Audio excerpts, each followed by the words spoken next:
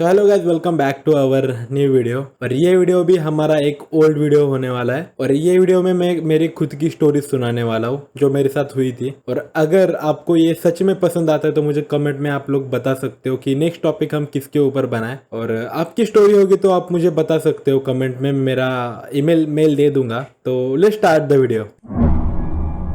तो आज के वीडियो में हम बात करने वाले हैं कि सोल या भूतों के बारे में बोलकर भी वो हमारे पास अट्रैक्ट होते हैं या नहीं। तो ये एक रियल स्टोरी है। हाँ, ये मेरी बचपन की स्टोरी और ये घटी थी मेरे माँ के साथ। तब मैं उन्हीं के साथ था।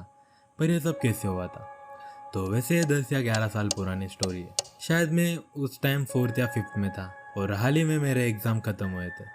तो मैं, मेरी मॉम और मेरी छोटी बहन, हम मौसी के यहाँ कुछ दिन घूमने या फिरने या फिर आप बोल सकते हो मिलने जाने का प्लान करते। कहीं घूमने जाते समय हर कोई अपने मन में प्लान बनाता है।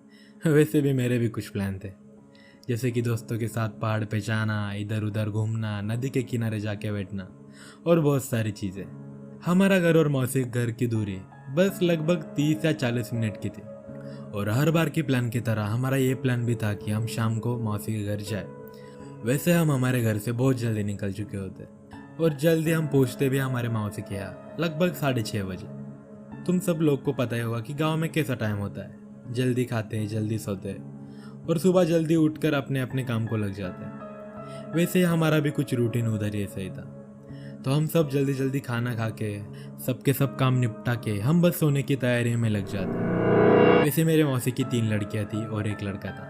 तीसरी लड़की मतलब मेरी बड़ी दीदी का शादी हो चुकी थी। अभी घर में बस 2 ही लड़कियां थी और मेरा बड़ा भाई नीचे दुकान में सोने गया था। हाँ, हमारा दुकान भी था गांव में। वैसे गांव में जल्दी सोने की आदत की वजह से हम भी जल्दी सोने में लग जाते हैं। पर तुम लोग को भी पता होगा कि हमारी माँ और मासी जब मिल जाती है तब कितनी बातें होती है। तो इसी तरह मेरी मासी और मेरी माँ भी बात करने लगती है और तभी लाइट चली जाती है। तो वैसे ही मेरी एक बड़ी बहन कहती है कि चलो आज बाहर जाके सोते, ठंडी हवा चल रही है तो जल्दी नींद भी आ जाएगी।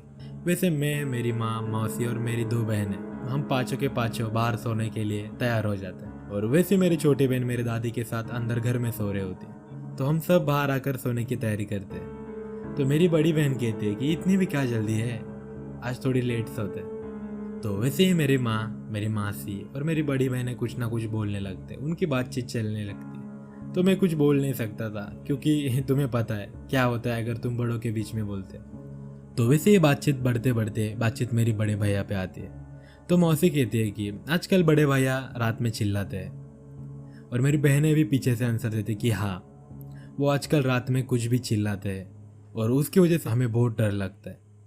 तो मेरी माँ पूछती है कि ऐसे वो क्या चिल्लाते हैं जिससे आप लोग सच में डर जाते हो।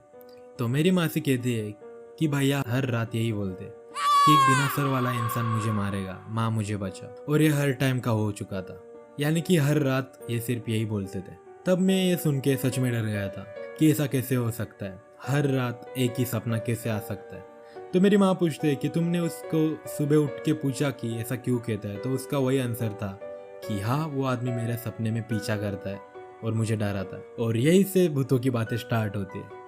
ऐसे ही बातें स्टार्ट होते होते वो धीरे धीरे ख़त्म भी हो जाती है और सब सोने लगते हैं। पर मुझे नींद नहीं आती क्योंकि मैं वही सोच रहा था कि बिना सर वाला इंसान कैसे दिखता होगा। तो यही सोचते सोचते मुझे थोड़ी सी अलग आवाज़ आने लगती, जिससे कोई चिल्ला रहा।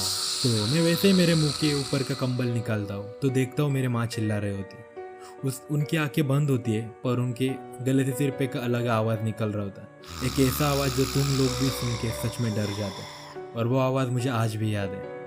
तो मैं मेरी माँ को उठाने की कोशिश करता हूँ, तभी मेरे 2 बहनें और मेरी माँ से भी उठ जाती।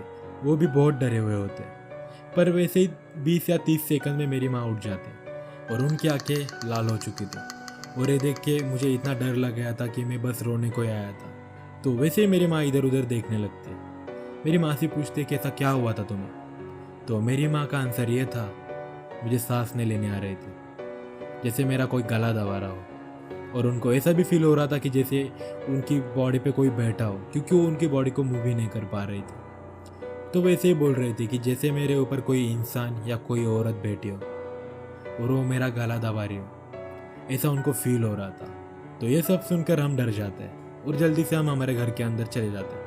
हमारे सबके आवाज़ के कारण मेरी दादी भी उठी हुई होती है और ये पूछती है कि ऐसा क्या हो रहा, तुम सबके सब अंदर आ रहे हो सोने के लिए। तो मेरी मासी ये सब इंसिडेंट मेरी दादी को बता देती है। तो ये सब सुन के दादी भी हम पे चिल्ला देती है कि ऐसे बात में तुम रात में करते ही क्यों हो। पर अभी ये इंसिडेंट को हुए हुए बहुत साल हो चुके थे, पर अभी भी मैं इसके बारे में सोचता हूँ तो मुझे वो मेरी माँ की वो साउंड याद आती है जो मुझे आज भी डरावने लगती है। पर ये सब बाजू में रख के मुझे ये भी पता चलता है कि स्लीप पैरालिसिस जैसी भी कोई चीज़ होती है, शायद माँ को वही हुआ था, या फिर और जो हम नहीं सोच सकते। सो या गाइस, आज के लिए बस इतना ही। इधर तक देख रहे हो तो thank you so much. Next video भी जल्दी आएगी, तो मिलते हैं नेक्स्ट वीडियो में। Peace out.